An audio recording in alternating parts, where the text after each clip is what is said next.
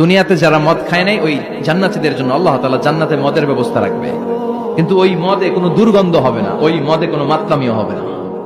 জান্নাতের বড় বড় ফুল বাগানের সুন্দর সুন্দর সুঘ্রাণওয়ালা ফুলের নির্যাস থেকে নিয়ে নিয়ে আল্লাহ এই মদগুলো তৈরি করেছে। চিল্লায় পড়েন আল্লাহু আকবার।